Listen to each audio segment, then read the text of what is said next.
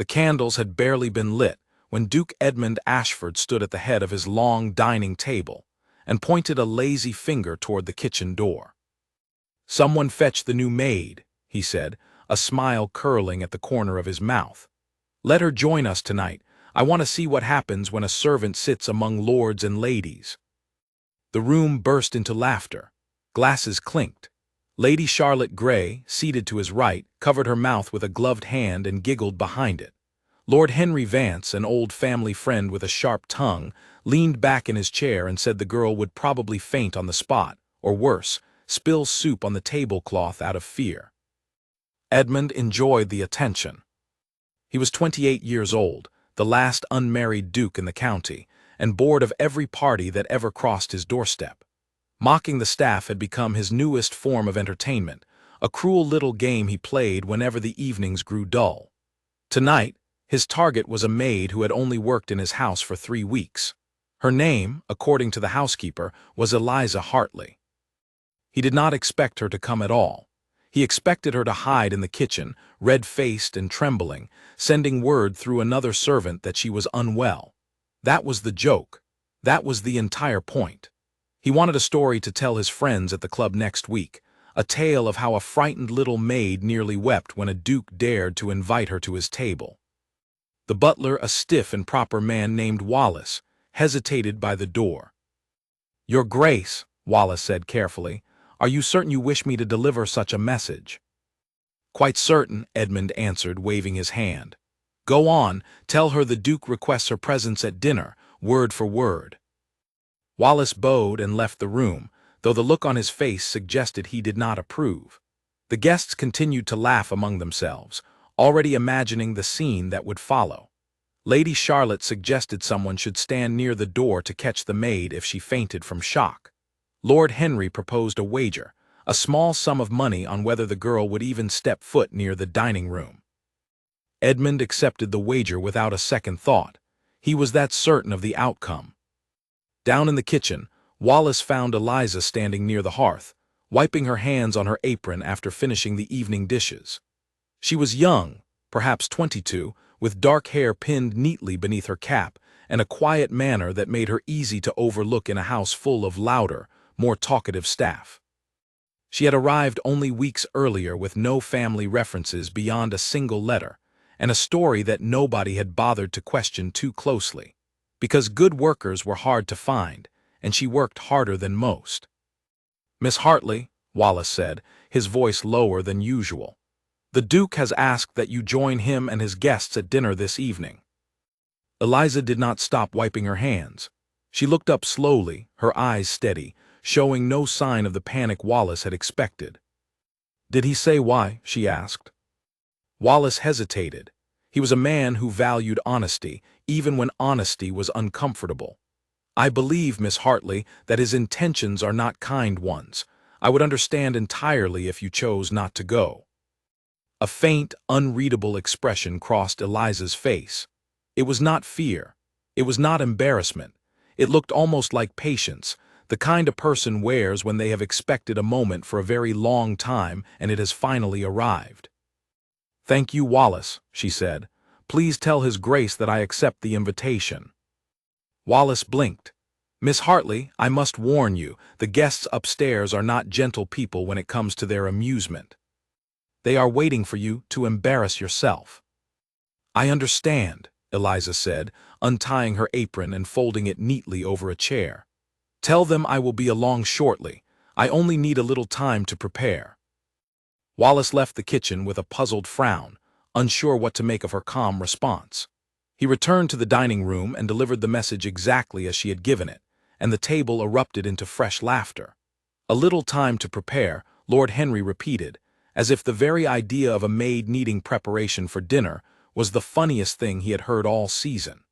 Lady Charlotte joked that perhaps the girl intended to change into her Sunday apron, the fancy one with the extra button.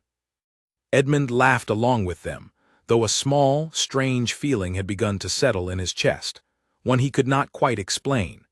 Something about the way Wallace had delivered the message, the careful and almost respectful tone of it, did not match the picture he had painted in his mind of a frightened servant girl. He pushed the feeling aside and refilled his wine glass. The minutes passed slowly. The first course was served and eaten, a light soup that the guests picked at while continuing to speculate about what was taking the maid so long. Some guessed she had already fled the house entirely, too humiliated to appear. Others thought she might arrive in tears, apologizing for every second of the delay. Nobody at that table imagined what actually happened next. The door to the dining room opened. Every conversation stopped at once, cut off mid-sentence, as though the air itself had gone still. Edmund turned in his chair, already preparing a smug remark for whatever trembling, apron-clad figure he expected to see standing in the doorway. Instead, a woman stood there who did not look like a servant at all. She wore a gown of deep sapphire silk, the kind of fabric that caught candlelight and turned it into something alive. The dress was cut in the elegant, old-fashioned style favored by noble households a generation earlier, with delicate embroidery along the sleeves and a fitted bodice that spoke of careful, expensive tailoring. Her dark hair, once hidden beneath a plain cap, was now arranged in soft curls pinned with a single silver comb. She wore no jewels, no elaborate decoration, yet she needed none. She stood in the doorway with the kind of quiet composure that could not be taught, only inherited, the posture of someone who had walked into rooms like this one many times before. For a long moment, nobody said a word. It was Lady Charlotte who finally broke the silence, though her earlier mockery had vanished from her voice entirely. "Who is that?" she whispered, loud enough for half the table to hear. Eliza walked into the room without hesitation, her steps measured and graceful across the polished floor. She approached the empty seat that had been left near the far end of the table, the one clearly meant as a joke, tucked away from the important guests. She paused beside it, glanced at Edmund with an expression that was polite but entirely unreadable, and gave a small, correct curtsy. "Your Grace," she said, her voice calm and clear. "Thank you for the invitation. I hope I have not kept everyone waiting too long." Edmund found, for the first time in longer than he could remember, that he did not know what to say. He had built an entire evening around the expectation of watching someone squirm, and instead he was staring at a woman who carried herself with more grace than half the noblewomen currently seated at his table. The gown alone raised a dozen questions he could not begin to answer. Maids did not own gowns like that. Maids did not know how to curtsy like that, with the exact right depth and the exact right pause, a skill drilled into daughters of noble families from the time they could walk.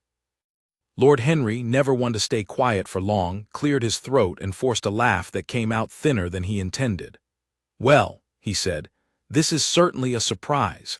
Tell me, Miss Hartley, wherever did a maid come across a dress like that?" Eliza took her seat with unhurried calm, arranging her skirts as naturally as if she dined in such company every evening of her life. "It belonged to someone I once knew," she said simply. "I kept it for a special occasion." "And you consider dinner with a duke a special occasion?" Lady Charlotte asked. Her tone caught somewhere between suspicion and reluctant admiration.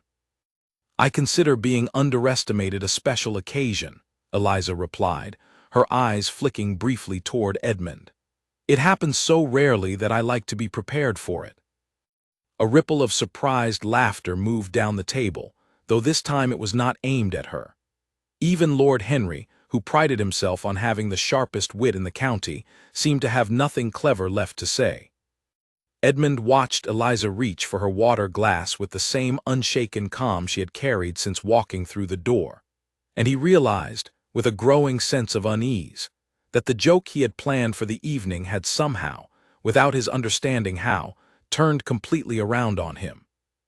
The footman serving the next course hovered near Eliza's chair, uncertain whether to treat her as staff or as a guest. She solved his confusion for him, thanking him quietly for the dish and turning her attention back to the table as though she had not noticed the awkwardness at all. Edmund studied her from across the room.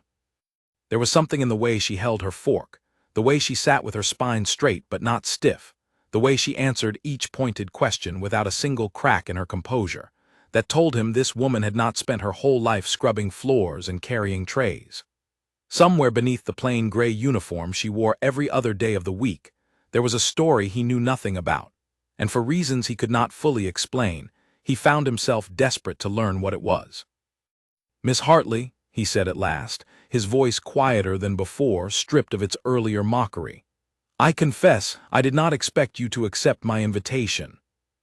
"I know," Eliza said, meeting his gaze directly, without fear, without the nervous flutter he had expected from any servant addressing a duke. "That was rather the point of the joke, wasn't it? Your Grace wanted an easy laugh at someone else's expense." The table went quiet again. Lady Charlotte's eyes widened. Lord Henry set down his glass. Nobody spoke to a duke that way, not directly, not without softening the words first with careful flattery. Yet Eliza said it plainly, without malice, simply stating a fact that everyone in the room already understood but had been too polite or too cowardly to say aloud. Edmund felt heat rise in his face, though it was not entirely anger. It was something closer to embarrassment, and beneath that, a strange and unfamiliar admiration. "You are correct," he said slowly. "I did want to laugh. I apologize if my invitation caused you any distress." "It did not," Eliza said, a faint smile touching her lips for the first time that evening. "I have faced far greater difficulties than an unkind joke at a dinner table, Your Grace. I promise you this was hardly a challenge." The way she said it, calm and certain, carried a weight that made Edmund pause. He wanted to ask what greater difficulties she meant, what history hid behind those quiet words, but something told him this was not the moment. Not with a table full of gossiping nobles hanging on every syllable, ready to carry the story to every parlor in the county by morning. He simply nodded and lifted his glass toward her, a small and unexpected gesture of respect. "Then let us continue the evening properly," he said. "As equals at this table, for tonight at least." Lady Charlotte exchanged a look with Lord Henry that neither of them bothered to hide, a look that said clearly they believed something unusual, and perhaps something dangerous, had just begun. They were not wrong. As the courses continued, and the conversation slowly returned to its usual noble topics of horses, land, and upcoming parties, Edmund found his attention returning again and again to the woman seated near the far end of his table, dressed like a duchess, speaking like a scholar, and carrying secrets that he suddenly, desperately wanted to uncover.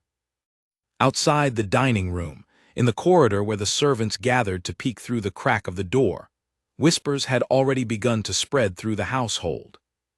The new maid had walked into the Duke's dinner wearing a gown fit for nobility, and she had not trembled once.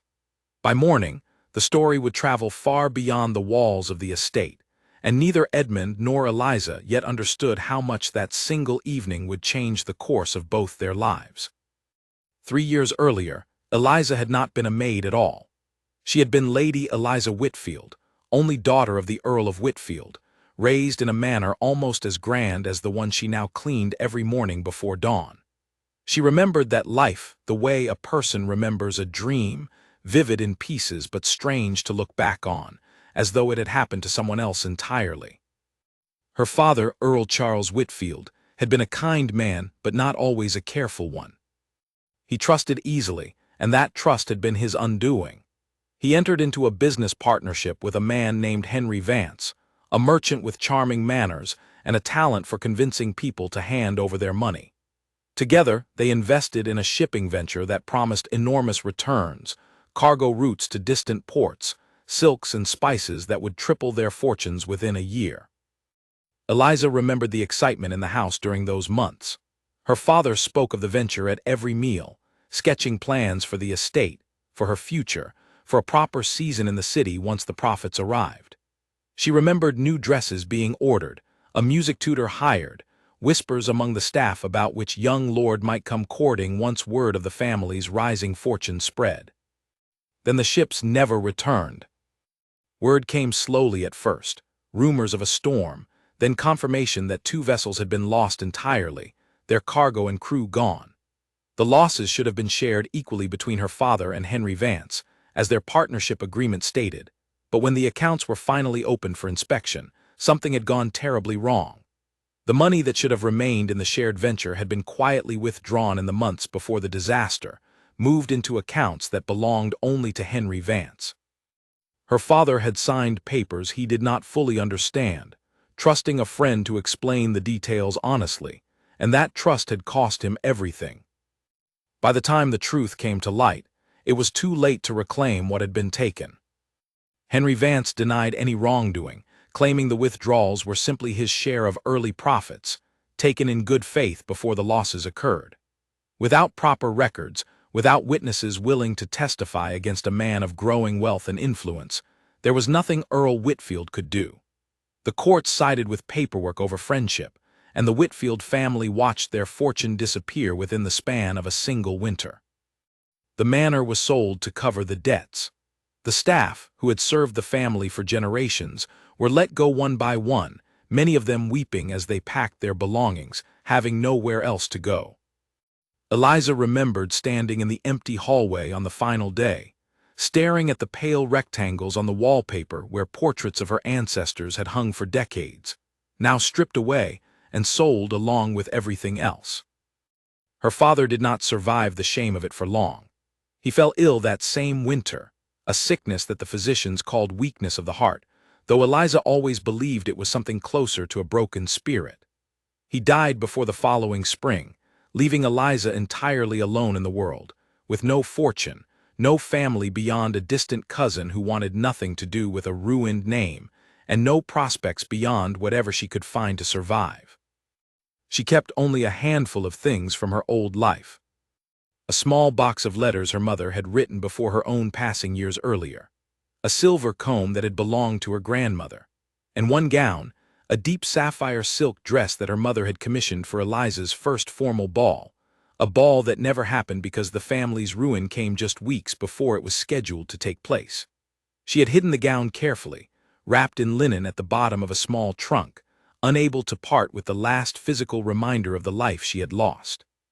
For 2 years, Eliza survived by taking whatever work she could find, first as a seamstress's assistant in a distant town where nobody recognized the Whitfield name, then as a companion to an elderly widow who treated her kindly but passed away within the year, leaving Eliza once again without a position. Each time she found new work, she used a different version of her story, careful never to reveal her true name, terrified that word might reach Henry Vance, who had grown even wealthier and more influential since destroying her father, and who she suspected would not hesitate to silence anyone who threatened to expose the truth of what he had done. When she heard, through a chain of servants' gossip, that Duke Edmund Ashford's household was hiring additional staff, she saw an opportunity. The Ashford estate was known throughout the county, respected and secure, the kind of household where a hardworking maid could disappear into routine and never be questioned too closely about her past. She applied under the name Eliza Hartley, using her mother's maiden name, and she was hired within the week, her quiet manner and evident intelligence impressing the housekeeper immediately. What Eliza had not expected, what nobody could have warned her about, was that Henry Vance himself was a close friend of the Duke, a frequent guest at Ashford dinners and gatherings. The first time she saw him step out of his carriage in the estate courtyard, laughing easily with Edmund as though he were the finest gentleman in the county, she had nearly dropped the tray of tea she was carrying. She recognized him instantly, the same charming smile, the same easy confidence that had once fooled her father into signing away everything they owned. For weeks, Eliza kept her head down, careful never to draw attention to herself in his presence, terrified that something in her face or her bearing might trigger a memory in him, some flicker of recognition that would end everything. But Henry Vance never looked twice at the servants. Men like him rarely did. To him, the maids and footmen who moved silently through great houses were simply part of the furniture, unworthy of a second glance. That, Eliza had realized slowly over those weeks, was both her greatest danger and her greatest protection. As long as she remained invisible, as long as she stayed exactly what everyone expected a maid to be, she was safe. But invisibility was also a kind of prison, forcing her to watch the man who had destroyed her family enjoy every comfort and honor that should have belonged, at least in part, to justice. So when Edmund's cruel little joke reached her in the kitchen that evening, something inside Eliza had shifted. She had spent 2 years disappearing, folding herself smaller and smaller to survive in a world that no longer had a place for who she truly was. The Duke's mockery, meant to humiliate her, had accidentally offered her something else entirely. A single evening where she did not have to hide. She had unpacked the sapphire gown from the bottom of her trunk with trembling hands, running her fingers over the delicate embroidery her mother had chosen so carefully. She remembered her mother's voice, gentle but firm, telling her that a woman's worth was never determined by the room she stood in, only by the manner in which she carried herself through it. Eliza had not believed those words for a long time, not through 2 years of scrubbing floors and biting her tongue and swallowing every insult thrown her way by careless employers. But standing there that evening, holding the last beautiful thing she owned, she decided it was time to test whether her mother had been right. She dressed slowly, carefully, pinning her hair the way she remembered her mother's own maid doing it years earlier, back when such rituals were simply part of daily life rather than distant, painful memories. When she finally looked at her reflection in the small, cracked mirror above her narrow bed, she barely recognized the woman staring back. For the first time in 2 years, she looked like herself again, not Eliza Hartley the maid, but Eliza Whitfield, daughter of an earl, raised to walk into any room in the county without fear. Walking up the servants' staircase toward the dining room that evening, she had felt her heart pounding, not from fear of humiliation as the household staff whispered behind her, but from something closer to defiance. She was not walking into that room to beg for mercy or acceptance. She was walking in to remind herself, and perhaps the world, that she had not disappeared entirely, no matter how hard the past 2 years had tried to make her vanish. What she had not expected was the particular way Duke Edmund Ashford would look at her when she entered, not with mockery, not with the smug satisfaction of a joke landing exactly as planned, but with something closer to genuine surprise, even respect. She had prepared herself for laughter, for whispered insults, for the humiliation the entire dinner party had been arranged to deliver. She had not prepared herself for a duke who seemed, in that single unguarded moment, almost impressed. Nor had she prepared for the shock of seeing Henry Vance seated at that very table, close enough that she could hear every word of his conversation, close enough to remember every detail of the ruin he had brought upon her family. Throughout the meal, while the other guests recovered from their surprise and slowly resumed their usual chatter, Eliza kept careful watch on him from the corner of her eye, studying the changes 2 years had brought, the slightly grayer hair, the slightly heavier frame that came with easy living and stolen wealth. She wondered, sitting there in her mother's gown at a table she never expected to occupy again, whether fate had brought her to this house entirely by chance, or whether some deeper justice had guided her steps toward Henry Vance's circle of friends for a reason she did not yet fully understand. Either way, she resolved silently as the final course was cleared away and the guests began preparing to retire to the drawing room, that she would not waste this unexpected opportunity. She had spent 2 years hiding from the man who ruined her family. She was tired of hiding. As she rose from the table at the end of the evening, offering a polite farewell to the assembled guests, her eyes met Henry Vance's for the briefest moment. There was no recognition in his gaze, only the faint curiosity of a man trying to place a face he could not quite remember. Eliza held his stare for a heartbeat longer than necessary, then turned and walked from the room with the same composed grace she had carried since arriving, leaving behind a table full of nobles who would spend the following weeks trying to piece together exactly who the mysterious maid in the Duchess's gown truly was. By the following morning, the story of the maid in the sapphire gown had already spread through every corner of the Ashford estate. The stable hands whispered about it while grooming the horses. The kitchen staff repeated the tale over their morning bread, each version growing slightly more dramatic than the last. Mrs. Margaret Doyle, the housekeeper who had hired Eliza 3 weeks earlier, called the young woman into her small office just after sunrise, her expression a careful mixture of concern and curiosity. "Sit down, Miss Hartley," Margaret said, gesturing to the chair across from her desk.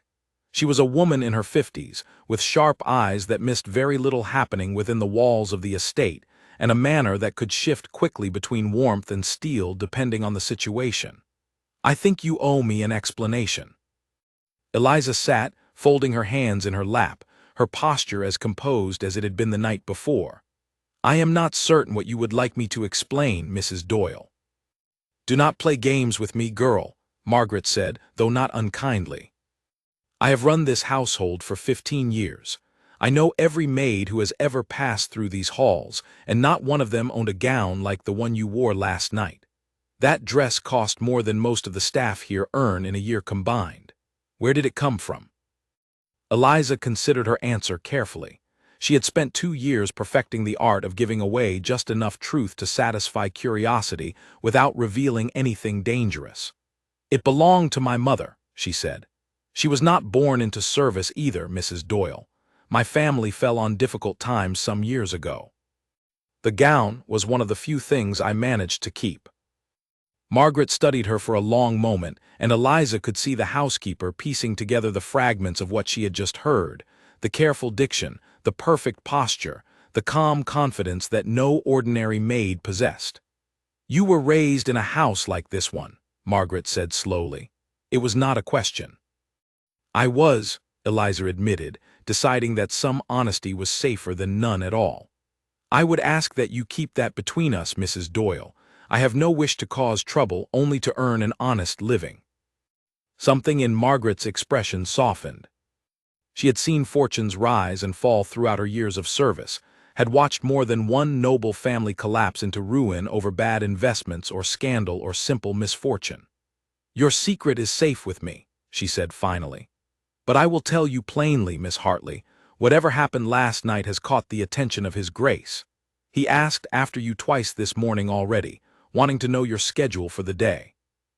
Eliza felt a small flutter of surprise, though she kept it carefully hidden from her face. "I am sure it will pass, Mrs. Doyle. Dukes have short memories for the amusements of servants." Margaret gave a short, doubtful laugh. "I have known Duke Ashford since he was a boy running wild through these halls, Miss Hartley. I have never seen him ask after a servant's schedule before. Whatever happened at that dinner table, it was not nothing." She was, as it turned out, entirely correct. Edmund had spent a restless night, sleep interrupted repeatedly by the image of Eliza standing in the doorway of his dining room, calm and unshaken, while an entire table of nobles waited to watch her crumble. He could not stop turning over her words in his mind, the quiet dignity with which she had told him plainly that his joke had been cruel, and the way she had somehow made him feel the weight of that cruelty without raising her voice even once. He was a man accustomed to being obeyed, flattered, and occasionally feared, but rarely was he challenged so directly, and never before by someone with so little power to challenge him at all. A maid could have lost her position for speaking to him the way Eliza had. She must have known that risk, and yet she had spoken anyway, without hesitation, as though the truth mattered more to her than her own safety. He found himself wandering toward the east wing that afternoon, where he knew the household linens were kept and mended, an area of the estate he had not set foot in for years. He told himself he was simply inspecting the household, checking on matters a duke should occasionally oversee, though he knew perfectly well that was not the true reason for his visit. He found Eliza exactly where he suspected she might be, seated near a window with a needle and thread, repairing a torn curtain with careful, precise stitches. She looked up when his shadow crossed the doorway, and for a brief moment, surprise flickered across her face before she composed herself and rose to offer a proper curtsy. "Your Grace," she said, "I did not expect to see you in this part of the house." "Nor did I expect to find myself here," Edmund admitted, stepping into the small room. "I confess, Miss Hartley, I have not been able to stop thinking about last evening." "I imagine the entire county will be thinking about it by the end of the week," Eliza replied, a faint dryness in her tone. "Gossip travels quickly in circles like yours, Your Grace." Edmund smiled despite himself. There was something refreshing about the way she spoke to him, without the careful flattery he had grown so used to hearing from nearly everyone else in his life. "I owe you an apology," he said. What I did was unkind. I meant to entertain myself at your expense, and instead you taught me a lesson I did not expect to learn." Eliza set down her needle, studying him with an expression that suggested she was genuinely surprised by his honesty. "Apologies from dukes are rare things, Your Grace. I will admit, I did not expect one." "I am not always the man my guests believe me to be," Edmund said, surprising himself with the admission. "Boredom makes people cruel in ways they do not always intend." "That is not an excuse, only an explanation." "A fair one," Eliza said. "Though I would ask, Your Grace, that if you wish to make amends, you consider not repeating such jokes at the expense of the rest of your staff. Not everyone would have handled the situation the way I did. Some might have simply been humiliated, exactly as you intended." Edmund nodded slowly, the truth of her words settling over him with a weight he had not expected to feel. "You have my word," he said. "No more jokes of that kind, not in this house, not while I hold any influence over it." They stood in silence for a moment, the afternoon light slanting through the window and catching the fine details of Eliza's face, the sharp intelligence in her eyes, the careful control she maintained even now, speaking freely to a man who held complete power over her livelihood. Edmund found himself wanting to ask a dozen questions at once. Who was she, truly? Where had she learned to carry herself with such grace? What had happened to bring a woman, clearly born into wealth, down into a life of scrubbing floors and mending curtains? He asked none of them. Something in her manner told him she would not welcome such questions yet, not from a man she had known for less than a day, joke or no joke. Instead, he simply thanked her for her honesty and excused himself, leaving her to return to her mending, though he found it difficult to focus on anything else for the remainder of the afternoon. Word of the Duke's visit to the linen room spread through the household almost as quickly as the story of the dinner itself. By evening, the staff were buzzing with speculation, some believing the Duke had taken a sudden romantic interest in the mysterious new maid, others insisting it was simply curiosity that would fade within days. Margaret Doyle, listening to the various theories circulating through her kitchen, said nothing, though she watched Eliza more closely than before, noting the careful way the young woman avoided discussing the visit with anyone. Among the guests who had witnessed the dinner, reactions varied as well. Lady Charlotte Grey, who had long harbored hopes of becoming the next Duchess of Ashford, found herself unsettled by the entire affair, unable to shake the image of Eliza's calm composure from her mind. She mentioned the incident to her mother that same week, describing the maid's gown in detail, the fine embroidery, the perfect fit, details that seemed entirely too specific for a servant's costume borrowed or stolen for a single evening. Lord Henry Vance, for his part, found himself oddly troubled by something he could not quite name. He had barely glanced at the maid during dinner, dismissing her presence as an amusing curiosity arranged by his friend, nothing more. Yet something about her had lingered in his mind afterward, a familiarity he could not place, like catching the edge of a scent that reminds a person of somewhere they have been before without remembering exactly where.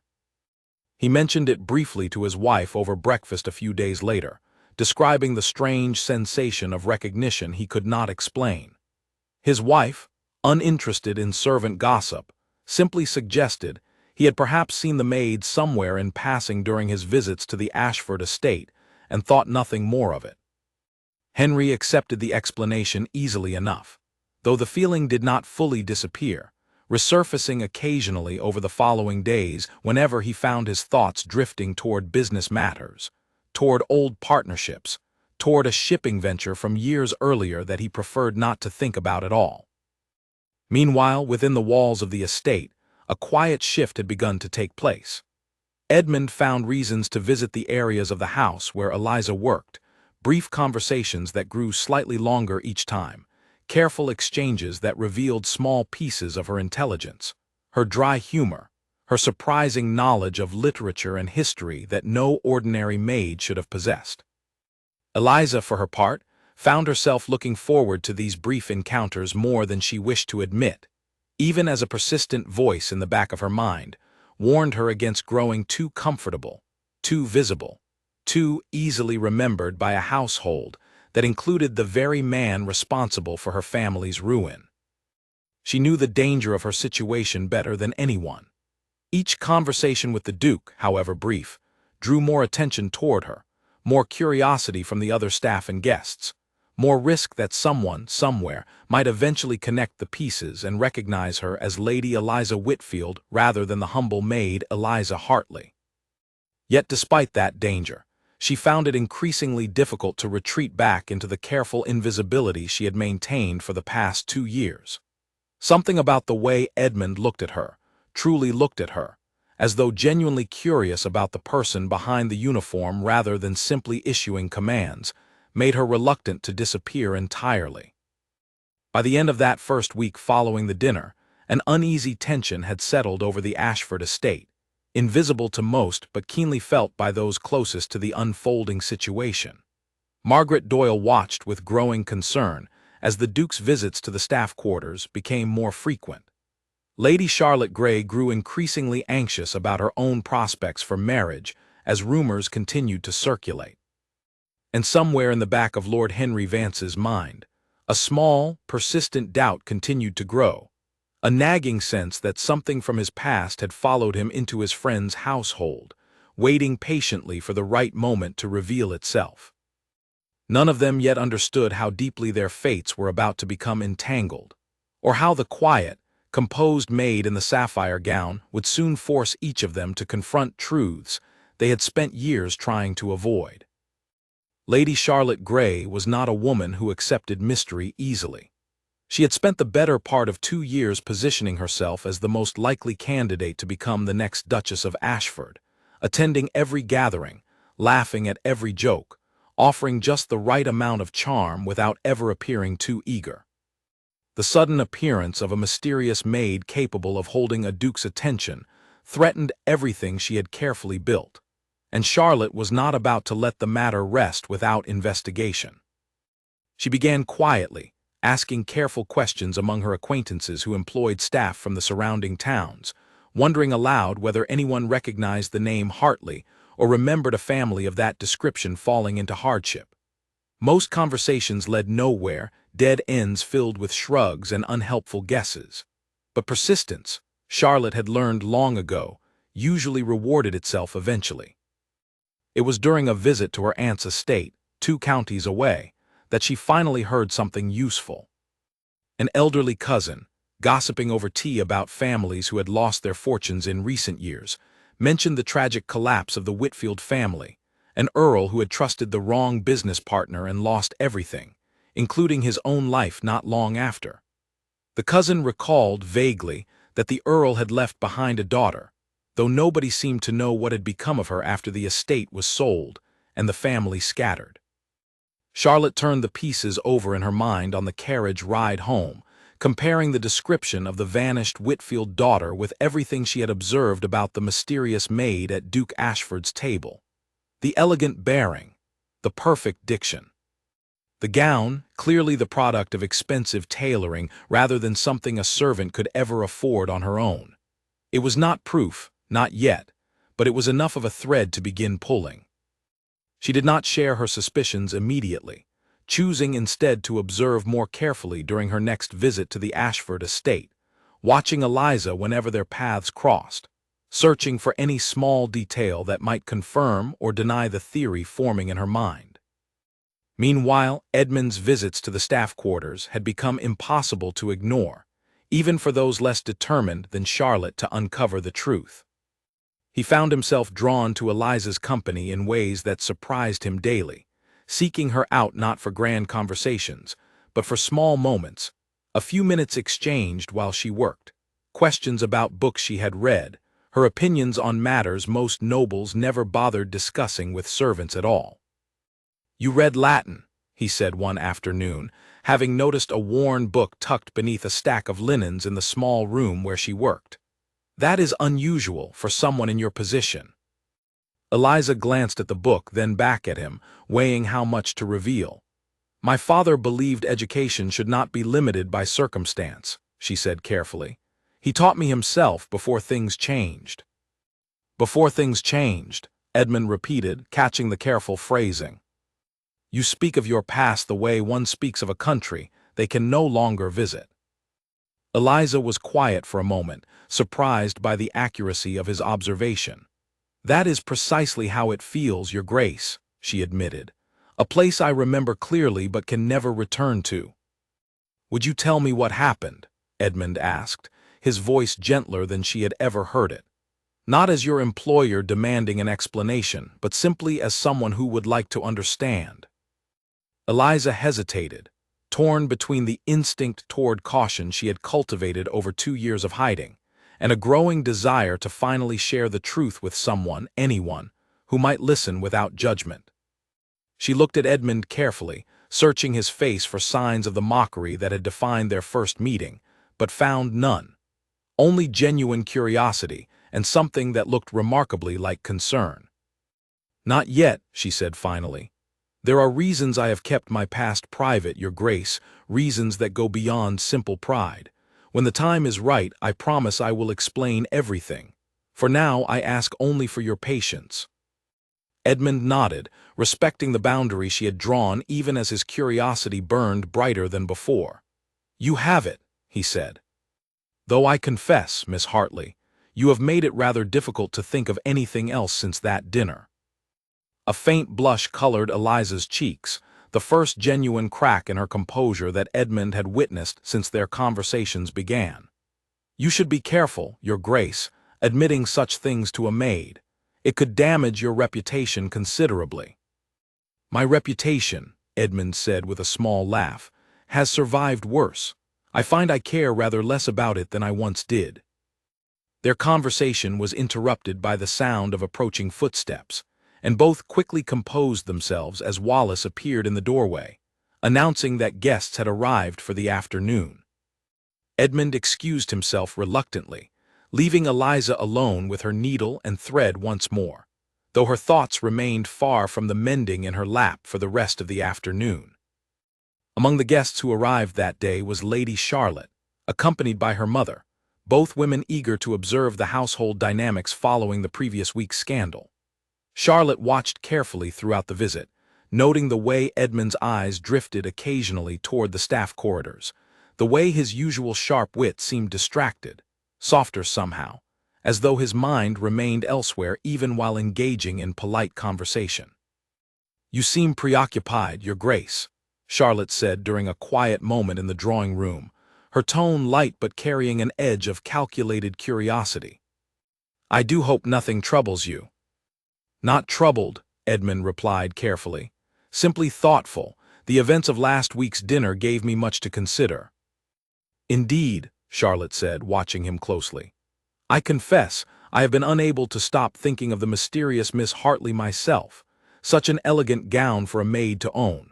Tell me, Your Grace, has she offered any explanation for how she came to possess such a fine garment? Edmund chose his words carefully, aware of the careful game being played beneath the pleasant surface of the conversation. She has explained enough to satisfy me, he said. I see no reason to press her further on matters that are, ultimately, her own business. Charlotte smiled, though the expression did not quite reach her eyes. Of course, Your Grace. Though I wonder if the rest of the county will be as understanding, once word spreads further. People do so love a mystery, especially one involving a servant who dresses like nobility.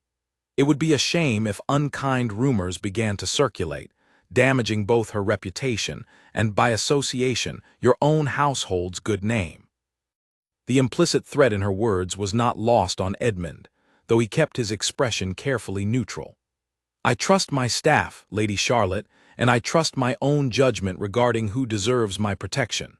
Should any unkind rumors arise, I would expect them to be addressed swiftly and firmly. Charlotte's smile tightened slightly at the pointed response, but she said nothing further on the matter, choosing instead to redirect the conversation toward safer topics. Yet the seed of suspicion she carried had not been dismissed, only postponed, and she resolved privately to continue her quiet investigation into the truth behind Eliza Hartley's mysterious past. That evening, after the guests had departed, Edmund found himself once again drawn toward the staff quarters, though this time his purpose was different. He sought out Margaret Doyle instead, finding the housekeeper in her office reviewing the household accounts by candlelight.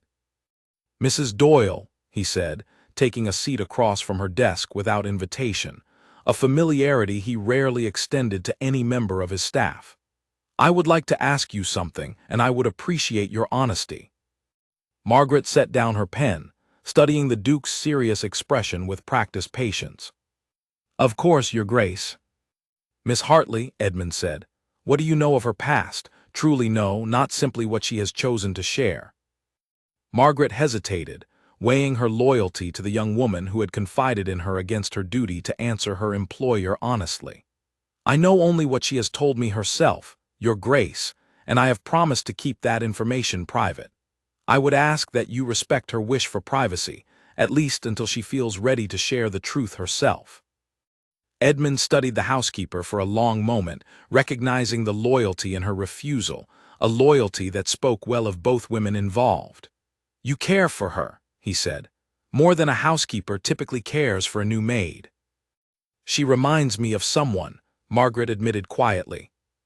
"A young woman I knew many years ago, before circumstances changed her life entirely. I have learned, Your Grace, that sometimes the kindest thing a person can do is simply wait and trust that the truth will emerge when it is meant to."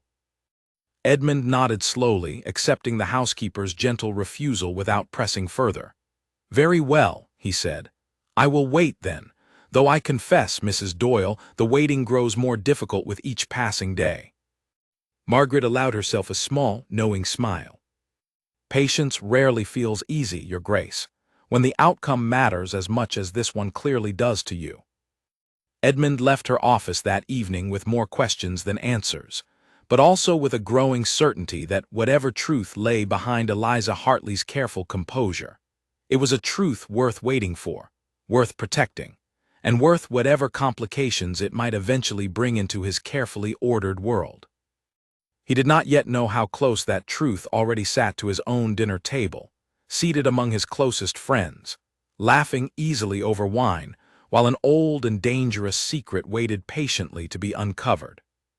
The weeks that followed brought a quiet rhythm to the Ashford estate, one that most of the household barely noticed, but that Margaret Doyle watched with careful attention. Duke Edmund Ashford, once known throughout the county for his restless boredom and his fondness for cruel amusements at the expense of others, seemed to have found a new focus for his energy, one that had nothing to do with mockery and everything to do with a quiet maid who mended linens near the eastern windows. Their conversations grew longer with each passing week, though always careful, always measured, as though both understood the boundaries that separated a duke from a servant, even as those boundaries grew increasingly difficult to maintain. Edmund began bringing books from his library, leaving them where Eliza might find them, novels and histories and volumes of poetry that sparked long discussions whenever their paths crossed during the quiet hours of the afternoon. "You have read more of my library than most of my actual guests," Edmund remarked one afternoon, finding Eliza seated near the window with a worn copy of a philosophy text he had left for her the previous week. "Your guests seem more interested in gossip than literature, Your Grace," Eliza replied, marking her place before setting the book aside. "I find the pages far more honest company." Edmund laughed, settling into the chair across from her with the easy familiarity that had grown between them over the past several weeks. "A fair observation. Though I hope you do not find my own company quite so dishonest as theirs." "Your company," Eliza said carefully, "has become rather more interesting than I expected, Your Grace, given how our acquaintance began." "I have tried to make amends for that beginning," Edmund said, "though I know an apology alone cannot undo the intention behind that first invitation." "You have done more than apologize," Eliza admitted, surprising herself with the honesty of the statement. "You have listened. You have asked questions and waited patiently for answers I was not yet ready to give. That means more than you likely realize, Your Grace." Their eyes met across the small room, and for a moment neither spoke, the silence carrying a weight that both felt but neither dared to name aloud. It was Edmund who finally broke the quiet, clearing his throat and glancing toward the window as though searching for a safer topic of conversation. "There is a gathering planned for next month," he said. "A modest affair, nothing so grand as the dinner where we first properly met, but I find myself wondering whether you might attend. Not as a servant summoned for amusement, but as an invited guest." Eliza's eyebrows rose in genuine surprise. "Your Grace, that would raise more questions than either of us could comfortably answer. A maid attending as a guest at a formal gathering would draw exactly the kind of attention I have spent years trying to avoid." "I understand the risk," Edmund said. "I would not ask if I did not believe you capable of handling whatever attention might follow. You handled an entire dinner table of skeptical nobles without a single misstep, Miss Hartley. I suspect you are more prepared for society than you give yourself credit for." Eliza considered his words carefully, weighing the temptation against the danger she knew all too well. Attending as a guest would mean stepping further into the light, further away from the careful invisibility that had protected her for 2 years. It would mean risking recognition from anyone who might have known the Whitfield family in better days. It would mean, most dangerously of all, spending an entire evening in close proximity to Henry Vance, a man whose growing curiosity about her had not entirely escaped her notice, even in their brief and infrequent encounters around the estate. "I will think on it, Your Grace," she said finally. "It is not a decision I can make lightly." Edmund nodded, respecting her caution even as disappointment flickered briefly across his features. "Take whatever time you need. The offer remains open whenever you feel ready." As the days passed, Eliza found herself returning again and again to the question of the gathering, weighing the risks against a growing desire she had not expected to feel, a desire to step back into a world she had believed closed to her forever. She spoke of it eventually with Margaret Doyle, the only person within the household who knew even a fragment of the truth behind her circumstances. "You are afraid," Margaret observed one evening, finding Eliza deep in thought over her mending. "Not of the gathering itself, but of what it might reveal." "I am afraid of many things, Mrs. Doyle," Eliza admitted quietly. "Of being recognized, of drawing dangerous attention toward myself, and by extension toward the Duke, who has already shown me more kindness than I expected to find anywhere in this world. And I am afraid, perhaps most of all, of how much I want to accept his invitation despite every reason for caution." Margaret set down her own work, studying the young woman before her with genuine sympathy. "May I share something with you, Miss Hartley, something I have observed over many years of service in households like this one?" Eliza nodded, grateful for the older woman's steady presence. "Fear," Margaret said, "makes excellent counsel in matters of immediate danger.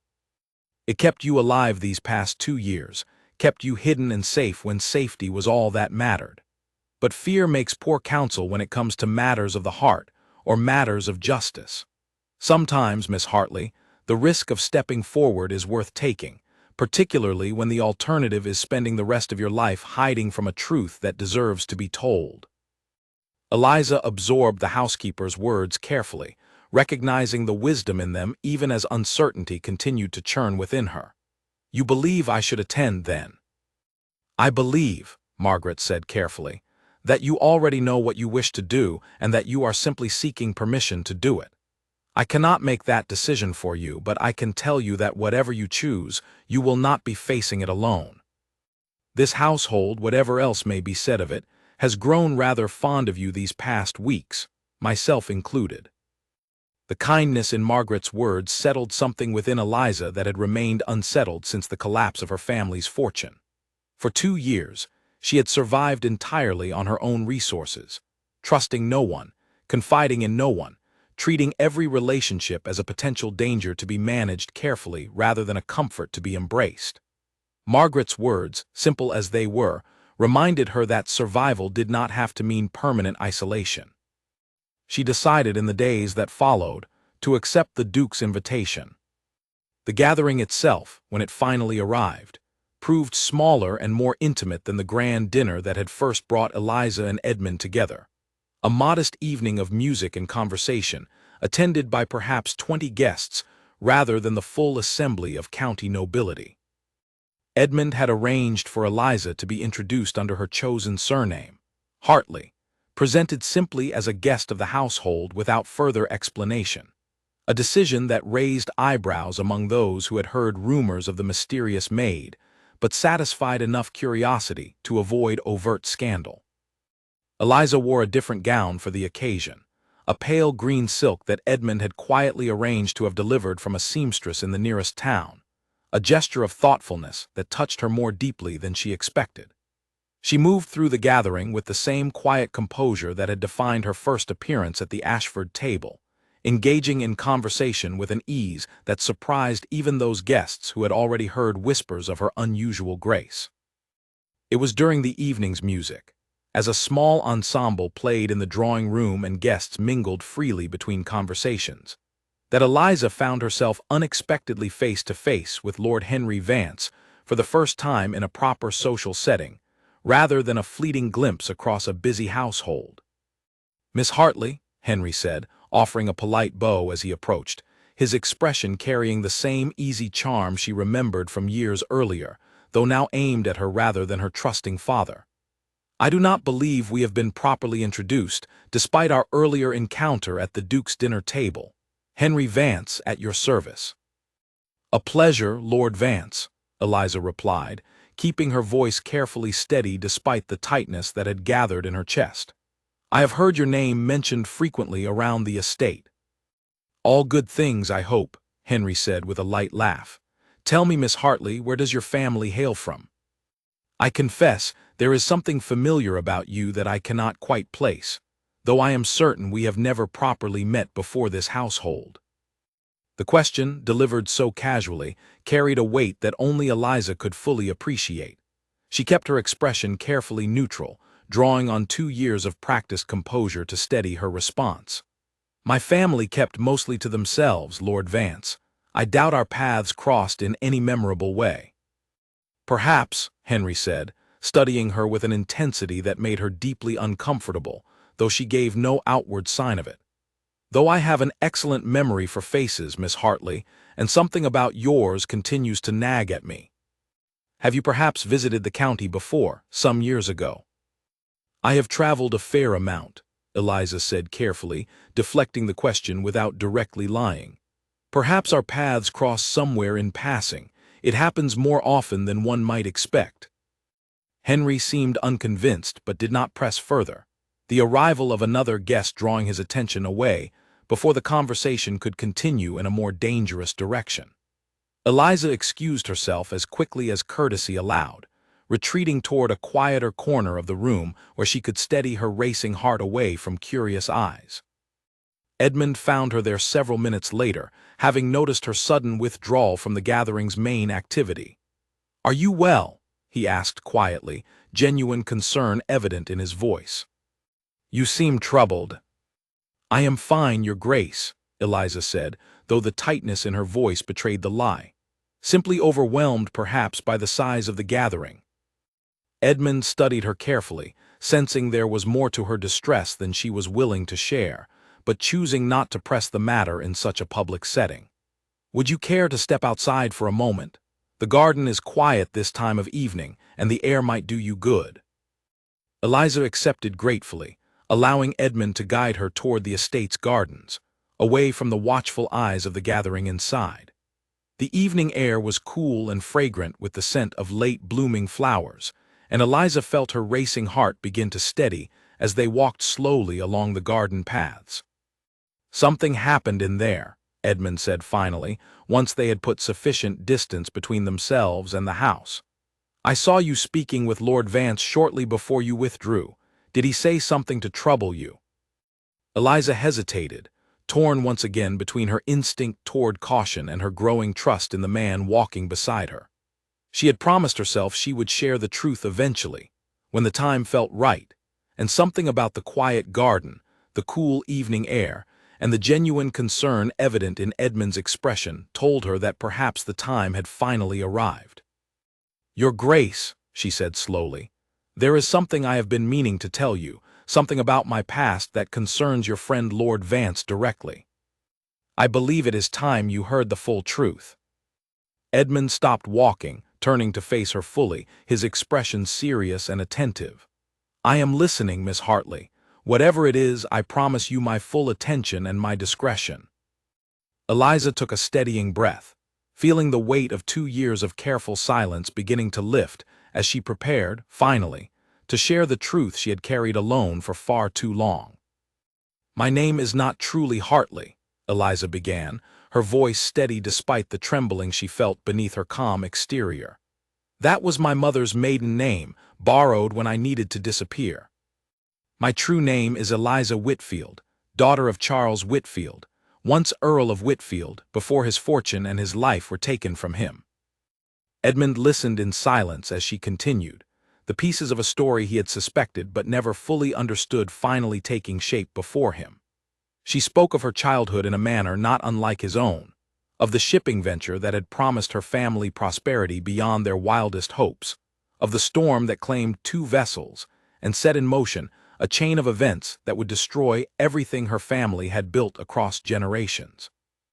"The venture was a partnership," Eliza continued, her voice growing quieter as she approached the most difficult part of her story, "between my father and a man he trusted as a close friend. When the losses came, the money that should have remained shared between them had already been withdrawn, moved into accounts belonging only to his partner. My father signed papers he did not fully understand, papers his partner assured him were simply routine. By the time the truth emerged, there was nothing left to reclaim, and no court willing to challenge a wealthy man's word against a ruined earl's protests." "His partner," Edmund said slowly, already suspecting the answer even as dread settled in his chest. "Who was he, Eliza?" She met his gaze directly, no longer hiding behind careful deflection. "Lord Henry Vance," she said. "Your close friend, Your Grace, is the man who destroyed my family and left my father to die of a broken heart within the year." The garden fell into heavy silence, broken only by the distant sound of music still drifting from the house.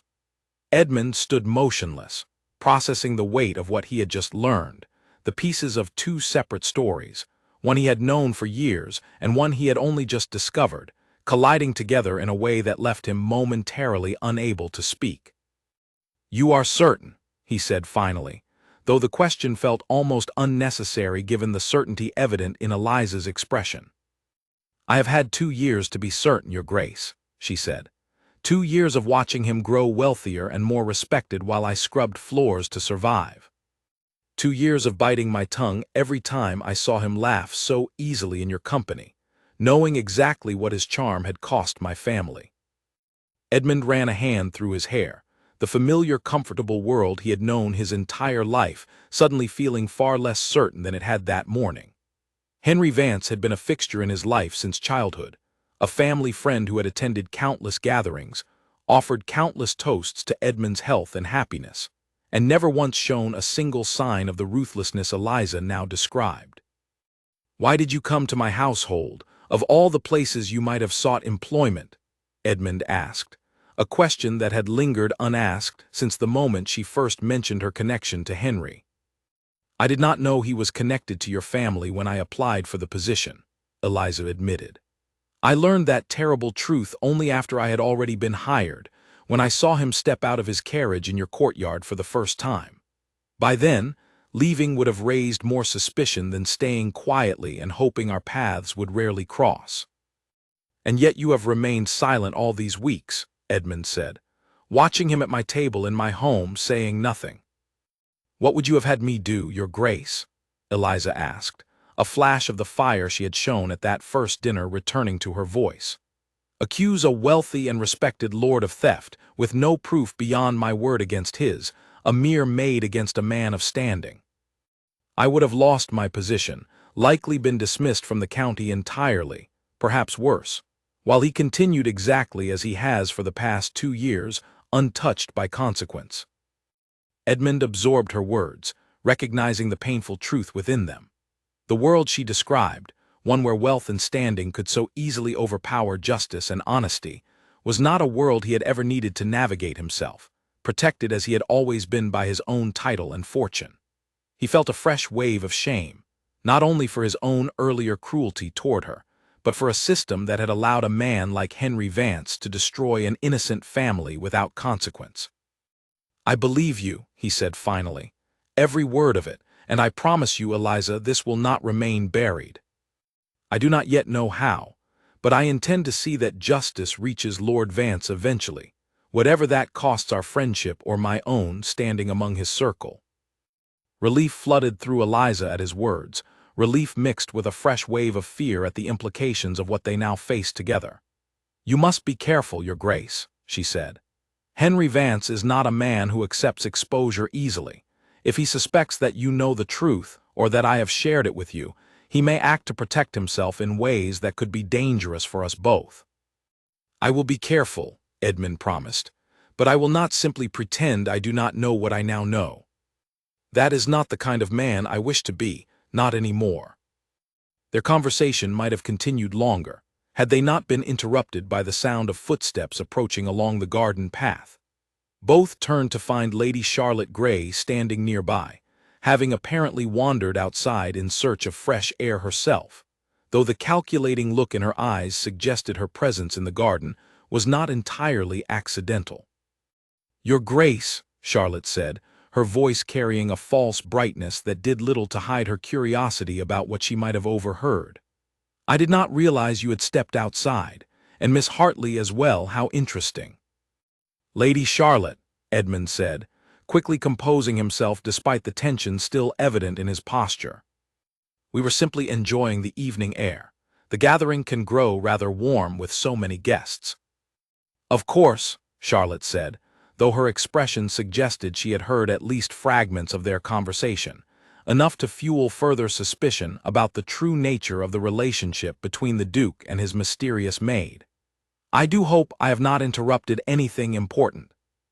"Not at all," Eliza said smoothly, recovering her composure with practiced ease. "His Grace was simply asking after my opinion on the evening's music selection. I fear I proved a rather dull conversationalist on the subject." Charlotte's smile did not quite reach her eyes as she studied the pair for a moment longer before excusing herself to return to the gathering, leaving Edmund and Eliza alone once more in the quiet garden. Though the interruption had shattered whatever fragile privacy their conversation had enjoyed.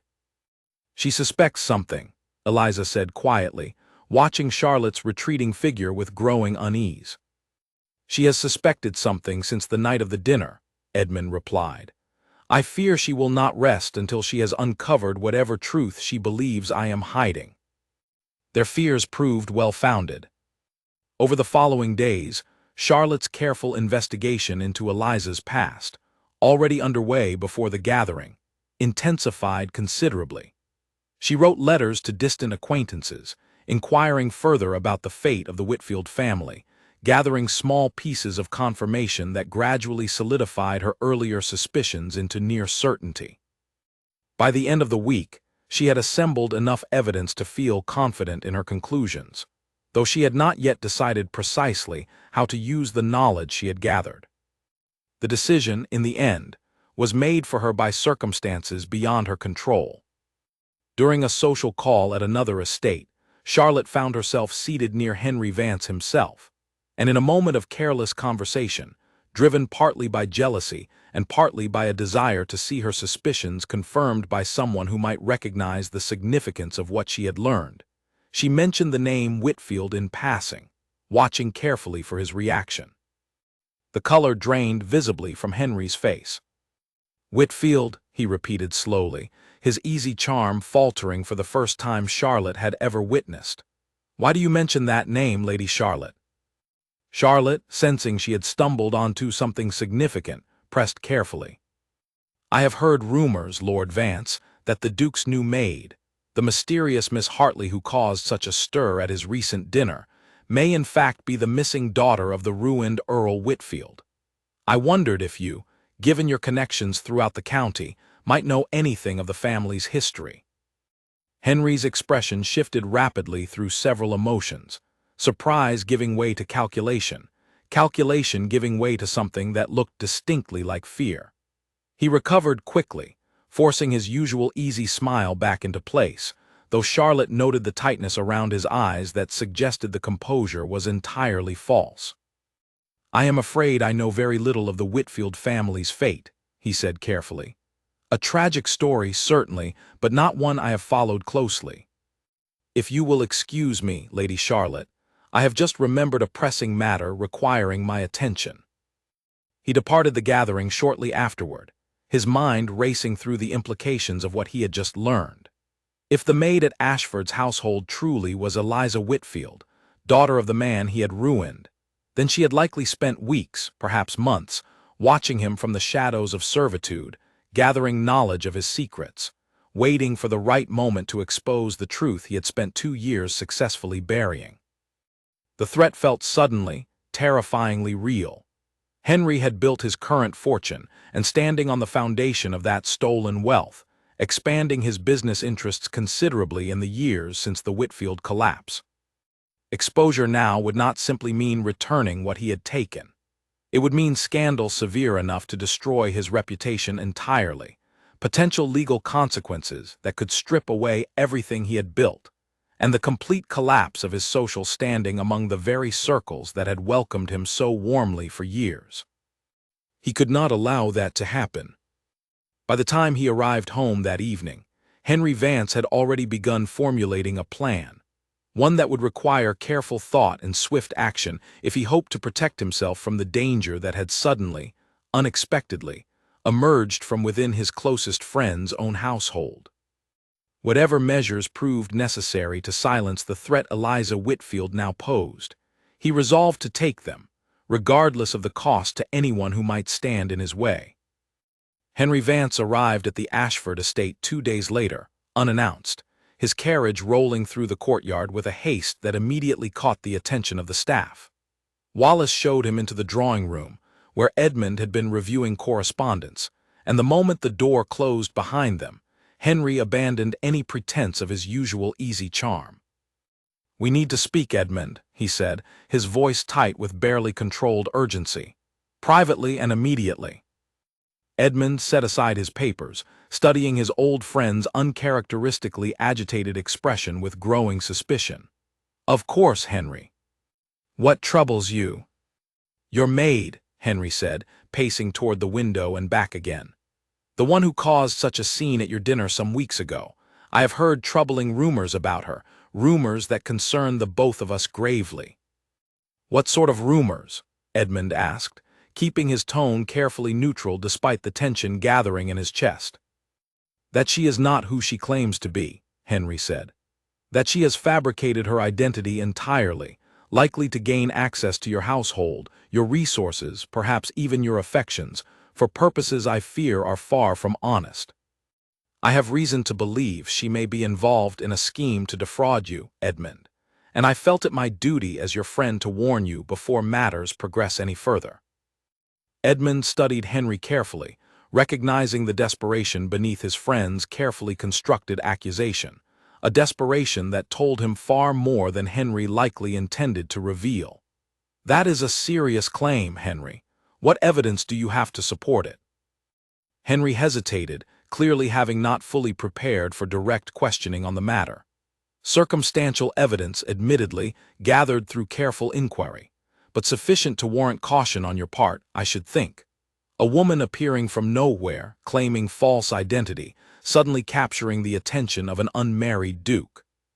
Surely you can see the pattern, Edmund, the danger it presents to your reputation and your fortune both. "I already know who she truly is, Henry," Edmund said quietly, watching his friend's face carefully for the reaction he expected. "She told me herself some weeks ago. Her name is Eliza Whitfield, daughter of the late Earl Whitfield, whose fortune and life were destroyed by a business partner who betrayed his trust entirely." The room fell into absolute silence. Henry's face drained of what little color remained, his carefully constructed composure crumbling entirely as the full weight of Edmund's words settled over him. "You know," he said finally, his voice barely above a whisper. "I know everything, Henry," Edmund said, rising from his chair, his expression hardening into something Henry had never witnessed from his old friend before, a coldness that spoke of genuine anger rather than mere disapproval. I know about the shipping venture. I know about the accounts you emptied before the losses were even confirmed. I know that you allowed an innocent man to sign away his family's entire fortune based on lies you told him, lies that ultimately cost him his life. It was not so simple as she has made it sound, Henry protested, though the conviction in his voice had entirely deserted him. The venture was legitimate, the losses genuine. I merely protected my own interests before matters grew worse, as any sensible businessman would have done. You protected your own interests at the cost of your partner's entire family, Edmund said, his voice rising now with barely controlled anger. You watched Eliza's father die believing he had failed his own child, when in truth he had simply trusted a friend who did not deserve that trust. You allowed her to lose everything, to spend 2 years in service scrubbing floors and mending linens, while you enjoyed every comfort her stolen fortune helped provide. That is not sensible business, Henry. That is theft and cruelty, and a betrayal I struggle to comprehend from a man I have called friend since childhood. Henry sank into a nearby chair, his earlier bravado entirely gone, replaced by the panicked calculation of a man realizing the ground beneath him had shifted irreversibly. "What do you intend to do?" he asked quietly. "I intend to see justice done," Edmund said. "I do not yet know precisely how, but I will not simply allow this matter to remain buried, regardless of how it affects our friendship or my own standing among the circles we share. Eliza deserves better than continued silence, and her father deserves justice, however late it may arrive." "You would destroy me over this," Henry said, disbelief coloring his voice. "Over a partnership arrangement gone wrong years ago, over money that has long since been reinvested into ventures that benefit half the county's economy. Think carefully, Edmund, about what exposing this scandal would truly accomplish, beyond satisfying a maid's desire for revenge." "Do not call her simply a maid," Edmund said sharply. "She is Lady Eliza Whitfield, and she has shown more courage and integrity these past weeks than you have demonstrated in the years I have known you. As for what exposing the truth would accomplish, it would accomplish justice, Henry. Something you clearly abandoned long ago, in favor of your own comfort and ambition." Henry left the estate shortly afterward, his mind racing with worry as he considered the ruin that now loomed over his carefully constructed reputation. He knew Edmund well enough to recognize that his old friend's anger was not the kind that would fade quickly or quietly. Whatever path Edmund chose to pursue, Henry understood that his years of comfortable deception were rapidly approaching their end, and he began, almost immediately, considering desperate measures to protect himself from the exposure that now threatened to unravel everything he had built. News of the confrontation, though the exact details remained private between the two men, could not be entirely contained within the estate's walls. Wallace had overheard fragments of the raised voices from the hallway outside the drawing room, and within days, careful whispers had begun spreading through the household staff, eventually reaching Lady Charlotte Grey through channels she had cultivated specifically for such purposes. Charlotte, sensing an opportunity to finally confirm her suspicions and perhaps position herself favorably within the unfolding drama, requested a private audience with Edmund shortly after Henry's departure. She arrived at the estate with careful composure, though her eyes carried the same calculating sharpness Eliza had noticed during their brief encounter in the garden weeks earlier. "Your Grace," Charlotte said, once Wallace had shown her into the drawing room, "I understand there has been some difficulty involving Lord Vance and Miss Hartley's true identity. I thought you should know, before matters grow more complicated, that I have already gathered considerable evidence confirming her connection to the Whitfield family. I would hate for such information to fall into less careful hands, particularly given how such a scandal might reflect on your own household's reputation." Edmund recognized immediately the careful threat embedded within her words, the implicit suggestion that Charlotte might use her knowledge either to help or to harm, depending on how the situation ultimately unfolded to her own advantage. "I appreciate your discretion thus far, Lady Charlotte," Edmund said carefully. "Though I must tell you plainly, I have no intention of hiding Eliza's identity any longer. She has suffered enough in silence. Whatever scandal follows the truth's revelation, I would rather face it honestly than continue asking her to bear the burden of secrecy alone. Charlotte studied him for a long moment, clearly surprised by the firmness of his response. "You care for her a great deal, Your Grace," she said finally, something in her tone shifting from calculation toward genuine, if reluctant, understanding. "I do," Edmund admitted, the words feeling both surprising and entirely natural as he spoke them aloud for the first time. "More than I expected to feel for anyone, Lady Charlotte. I intend to stand beside her through whatever difficulties lie ahead, regardless of how that decision affects my own standing in society." Something in Charlotte's expression softened, the careful ambition that had driven her investigation giving way, unexpectedly, to something closer to respect. "Then I wish you both good fortune, Your Grace," she said.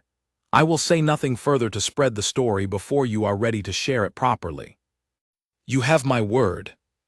Edmund thanked her sincerely, surprised by the unexpected grace of her offer, and Charlotte departed the estate that afternoon with her own quiet resolution to step back from a competition she now recognized she had already lost, choosing instead to preserve whatever dignity remained available to her rather than continue a pursuit that had clearly reached its natural end. With Charlotte's discretion secured, at least for the moment, Edmund turned his full attention toward the more pressing matter of building an actual case against Henry Vance, one substantial enough to force proper acknowledgement of the wrong done to Eliza's family, regardless of how uncomfortable that process might prove for everyone involved. He sought out Eliza that same evening, finding her in the small sitting room she had come to favor during her quiet hours, and shared with her everything that had transpired during his confrontation with Henry. "He knows that I know," Eliza said quietly, once Edmund had finished recounting the conversation. "That changes things considerably, Your Grace. A cornered man is often more dangerous than one who believes himself safe." "I do not intend to let him harm you," Edmund said firmly. "Whatever measures are necessary to protect you and to see proper justice done, I will pursue them fully." "Thank you," Eliza said, her voice carrying genuine warmth despite the uncertainty still shadowing her expression. "Though I fear, Your Grace, that our difficulties are far from finished. Henry Vance has spent 2 years protecting his secret successfully. I do not believe he will surrender it easily now." Her instincts, as it happened, proved entirely correct. Henry Vance spent the following days in a state of growing desperation, turning over every possible option in his mind, as he searched for a way to protect himself from the ruin now threatening everything he had built. He considered fleeing the county entirely, abandoning his properties and business interests before the scandal could fully take hold, but the thought of surrendering everything he had spent 2 years accumulating proved unbearable. He considered attempting to bribe Eliza into silence, offering a portion of the stolen fortune in exchange for her continued cooperation, but he suspected, correctly, that money alone would not satisfy a woman who had already refused far greater temptations in favor of the truth. In the end, Henry settled on a more dangerous plan. He began quietly gathering support among other members of the county's noble circles, carefully planting doubts about Eliza's character before she could share her own account of events. He suggested to several acquaintances that the mysterious Maid harbored ambitions far beyond her station, that she had likely fabricated or exaggerated her connection to the Whitfield family in order to manipulate a lonely, bored Duke into providing her with wealth and status she had not earned honestly. The whispers spread slowly at first, then with increasing speed as Henry's carefully chosen words found willing ears among those who resented the sudden attention a former servant had captured, or who simply enjoyed the drama of a fresh scandal to discuss over tea. By the time Edmund became aware of the rumors circulating through the county, they had already gained enough traction to threaten real damage to Eliza's reputation, regardless of the truth behind them.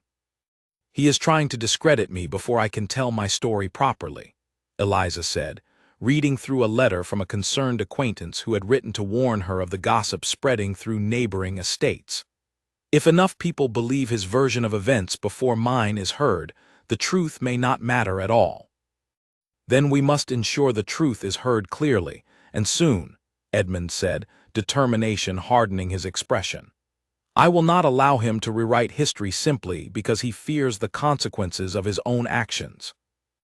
Together, they began the careful work of assembling proper evidence to support Eliza's account, evidence substantial enough to withstand the doubt Henry had worked so hard to cultivate.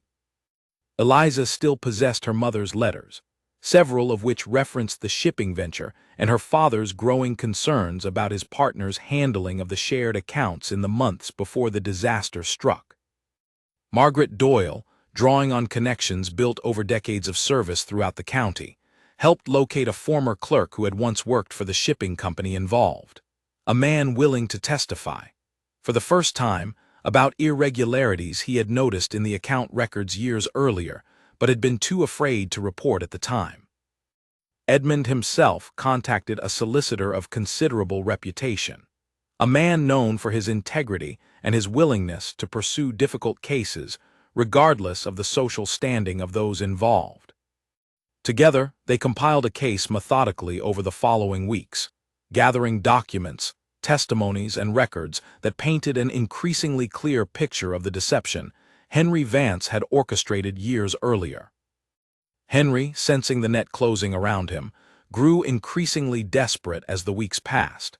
He attempted one final approach, arriving at the Ashford estate late one evening, requesting to speak with Eliza directly rather than continuing to work through intermediaries. "Miss Whitfield," he said, using her true name for the first time since their acquaintance began, finding her in the garden where Edmund had first learned the truth of her past. "I have come to propose a resolution, one that might spare us both considerable difficulty." "I am listening, Lord Vance," Eliza said, her voice carefully controlled despite the tension evident in her posture. "I am prepared to return a substantial portion of what was taken," Henry said, along with a public statement acknowledging certain irregularities in the handling of the shipping venture's accounts. "In exchange, I would ask only that the matter proceed no further, that no formal legal action be pursued, and that the full extent of what occurred remain a private matter between our families rather than public scandal." Eliza studied him carefully, recognizing the offer for what it truly was, a final attempt to minimize the consequences of actions that had cost her everything. "You are asking me to accept a smaller measure of justice in exchange for protecting your reputation," she said. "The same reputation you built upon my family's ruin. I am asking you to consider practical outcomes rather than simply pursuing revenge," Henry replied. "A public scandal benefits neither of us fully, Miss Whitfield. Your own reputation would suffer scrutiny as well, questions about your years of silence, your reasons for seeking employment specifically within a household connected to my own circle. Is that truly the outcome you wish to pursue?" Eliza considered his words carefully, recognizing the calculated manipulation within them even as a small part of her acknowledged the practical concerns he raised. But 2 years of quiet suffering, 2 years of watching her father's memory dishonored by silence, had strengthened a resolve within her that Henry's careful words could not shake. "I do not seek revenge, Lord Vance," she said finally. "I seek justice and the restoration of my father's good name, which your actions destroyed alongside his fortune and his life. A quiet private settlement would allow you to continue believing that wealth and standing excuse cruelty, that money can simply erase the consequences of betrayal. I will not participate in reinforcing that belief, regardless of what scrutiny I myself might face in the process." Henry's expression hardened at her refusal, the last of his careful composure finally slipping away entirely. "You will regret this decision," he said, though the threat carried less weight than he likely intended, desperation evident beneath his words. "I have resources and connections you cannot begin to match, Miss Whitfield. This is not a fight you can win." "Perhaps not alone," Eliza replied steadily. "But I am no longer facing this fight alone, Lord Vance. That is something you failed to account for when you assumed a maid's silence would protect your secret indefinitely." Henry left the estate that evening with nothing resolved, his desperate offer rejected entirely, the ground beneath his careful reputation continuing to crumble with each passing day, as Edmund's methodical case against him grew stronger. Within a fortnight, the evidence had grown substantial enough for Edmund's solicitor to formally present the matter before the appropriate authorities, requesting a full investigation into the circumstances surrounding the collapse of the Whitfield family's shipping venture years earlier. The scandal, when it finally broke fully into public knowledge, proved every bit as significant as Henry had feared.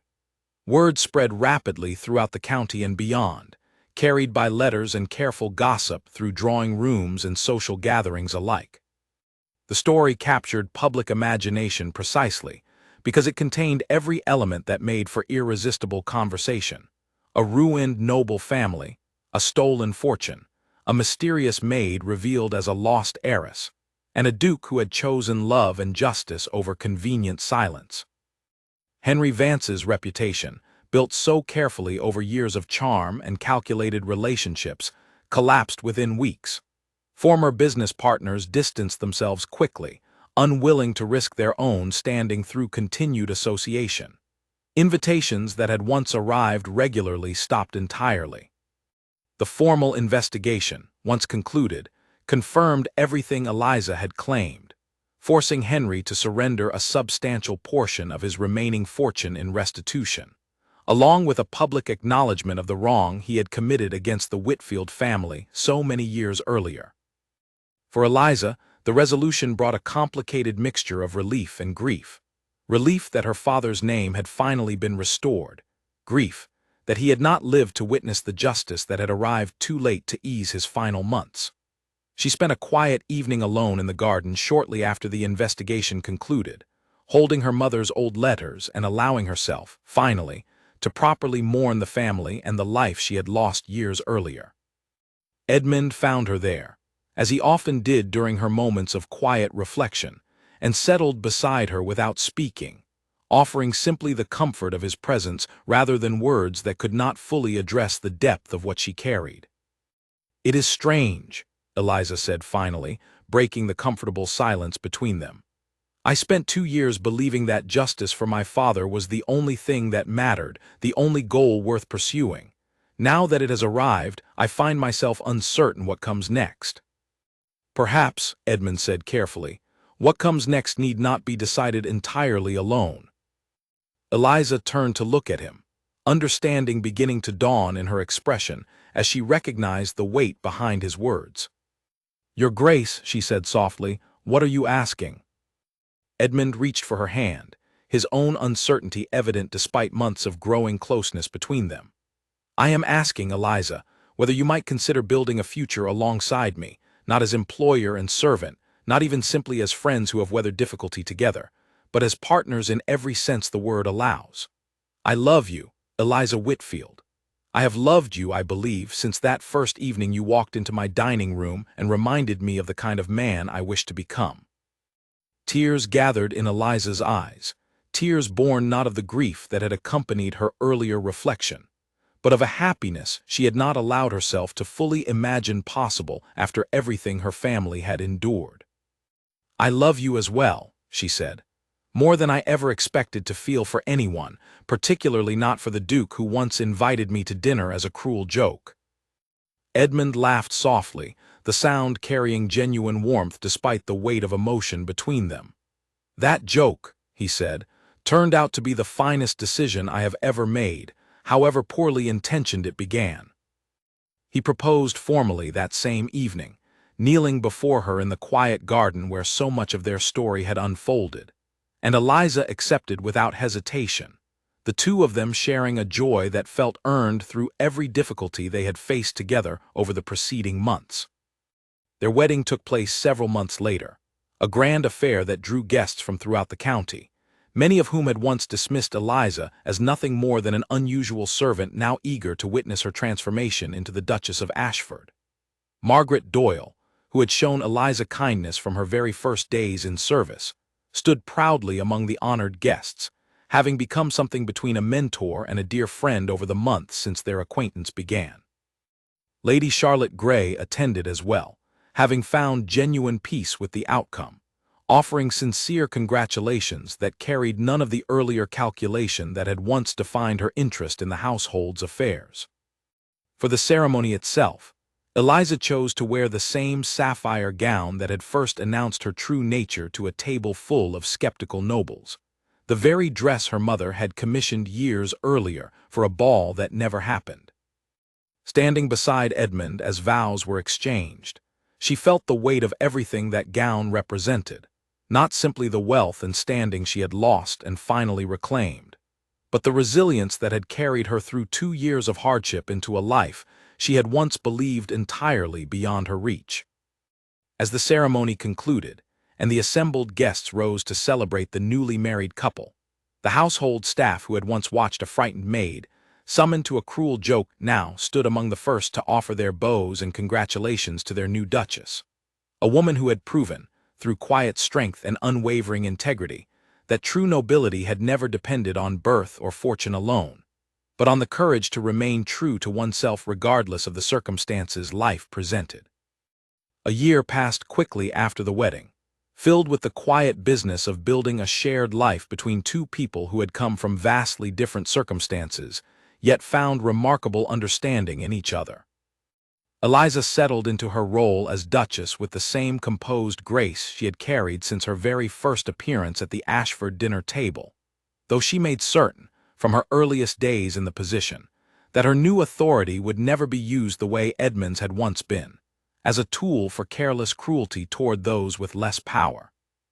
She insisted on personally reviewing the conditions of every servant employed within the estate, raising wages where she found them unfairly low, ensuring proper rest and consideration for staff who had once been treated as little more than convenient furniture by careless guests.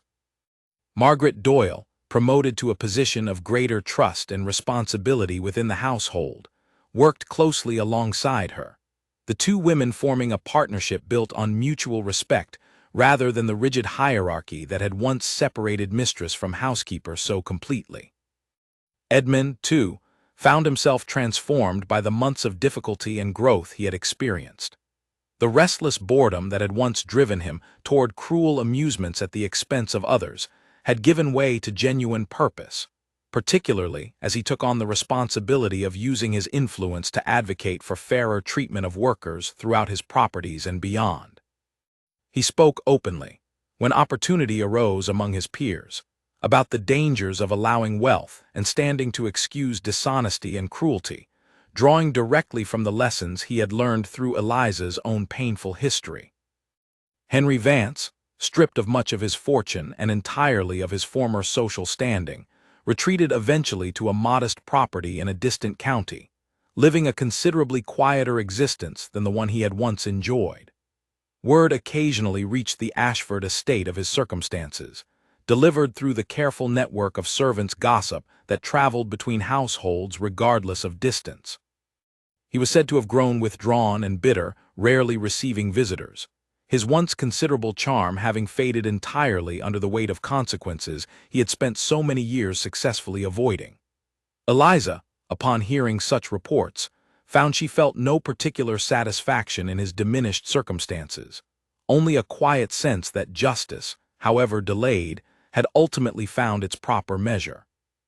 Lady Charlotte Grey, freed from the competitive pressures that had once defined her approach to society, discovered an unexpected friendship developing with the very woman she had once viewed as a rival. The two women found common ground in their shared intelligence and their growing frustration with the limitations often placed on women within their social circles, regardless of title or fortune. Charlotte eventually married a gentleman from a neighboring county, a match built on genuine affection rather than calculated advantage, and she frequently credited her friendship with Eliza for helping her recognize the difference between the two. The greatest joy of that first year, however, arrived quietly, announced first through Eliza's careful private confirmation to Edmund one autumn evening, followed months later by the arrival of their first child, a daughter they named Margaret, in honor of the housekeeper whose steady kindness had helped guide Eliza through the most uncertain period of her life.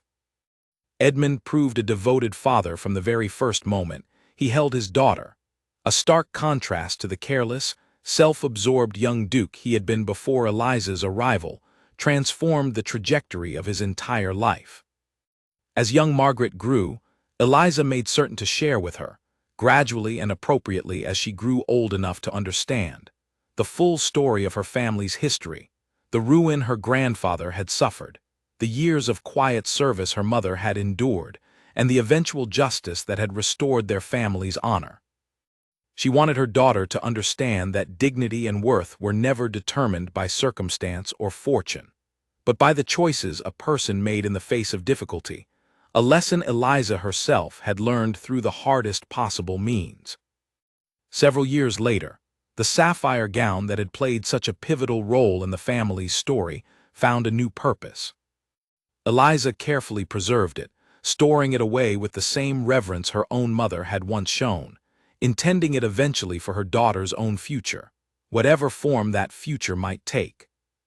She often told young Margaret, as the girl grew old enough to ask about the beautiful dress kept safely in a cedar chest, that the gown represented not simply fine fabric and careful tailoring, but the reminder that a person's true nature could never be entirely hidden, no matter how difficult the circumstances that sought to disguise it. The Ashford estate itself transformed considerably under the couple's shared leadership, becoming known throughout the county not merely for its wealth and standing, but for the genuine fairness and consideration shown toward everyone who worked within its walls. Young women from struggling families, much as Eliza herself had once been, found opportunities for honest employment and eventual advancement that would have been unimaginable under the estate's previous management. Edmund and Eliza together established a small fund, specifically intended to support families facing sudden financial ruin through no fault of their own, a direct response to the tragedy that had once nearly destroyed Eliza's own family entirely.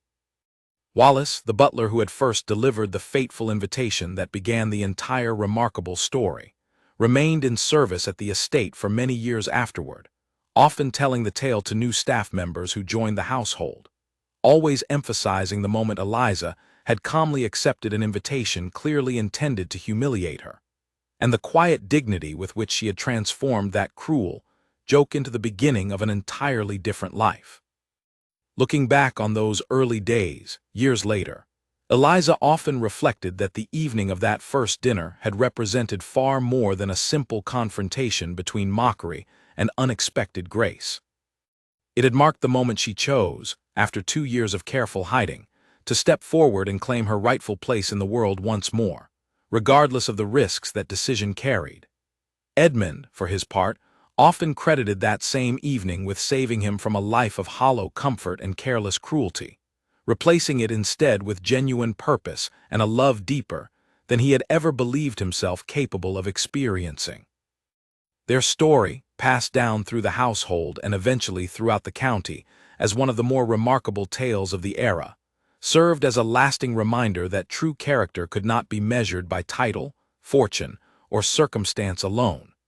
A duke had once issued a cruel invitation meant purely for his own amusement, expecting only humiliation in return. Instead, he had received something far more valuable, a partner whose courage and integrity ultimately reshaped not only his own life, but the lives of everyone connected to the Ashford household for generations to come. And so, what began as a joke told at a maid's expense became, in time, the foundation of a love story remembered not for its scandal or its drama, but for the quiet strength of a woman who refused to let cruelty define her, and the transformation of a man who learned, through her example, the true meaning of honor.